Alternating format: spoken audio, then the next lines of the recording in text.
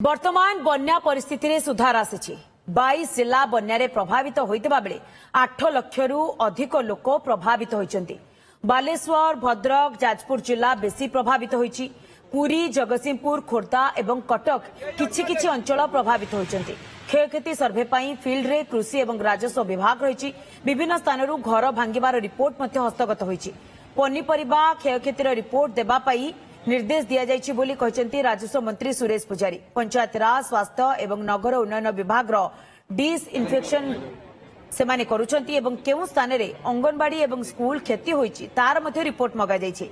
School anganwadi गुड़िकर मरामती पई अर्थराशि देबे सरकार। घाई होइतिबा स्थान रे निर्माण पई जलसंपद विभाग को निर्देश दिया जायछि। विभागीय मंत्री को ग्राउंड रे स्थिति समीक्षा पई मुख्यमंत्री परामर्श दैछंती।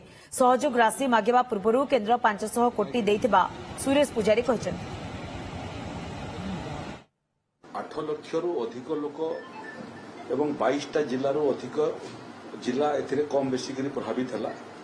मूलतः उत्तर ओडिशा बालेश्वर भद्रक एवं जाजपुर व्यापक भाव में प्रभावित हला एवं शेष पर्यायर महानदी रु पानी छाड़िबा कारणरू किछि अंचल जिला पुरी जगतसिंहपुर खोर्धा कटक एटा मध्ये किछि प्रभावित हला। रहिला जे क्षतिपूरण प्रदान एवं सेमानकर थैथान आमे माननीय प्रधानमंत्री श्रीयुक्त नरेंद्र मोदी को धन्यवाद देवाई चाहूँ। माननीय गृहमंत्री श्रीयुक्त अमित शाह को धन्यवाद देवाई चाहूँ जे आमे आम तरफ सहयोग राशि मागिबा पूर्व आमको अग्रिम भाव में 500 कोटी टंका काली प्रदान करिसेंती। एबे जो जो क्षयक्षति होईची तार आकलन आरंभ हो गई। क्षयक्षति कौन होईची?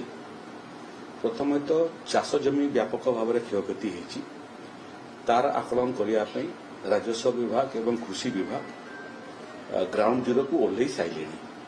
जो जो जगह पानी संपूर्ण भाव में निष्कासित हो जाउथबो हमर एसेसमेंट मध्य से हिसाब रे हो जाउथबो। द्वितीय हिची गुड़िए जगह घर भांगिबार रिपोर्ट मध्य आम पाखरे हस्तगत होईची। एबे राजस्व विभाग अधिकारी माने गाँ को गाँ जीवे प्रभावित अंचल एवं जो मानकर घर क्षतिग्रस्त होईची तार मध्य से माने आकलन करिवे एवं रिपोर्ट प्रस्तुत करिवे।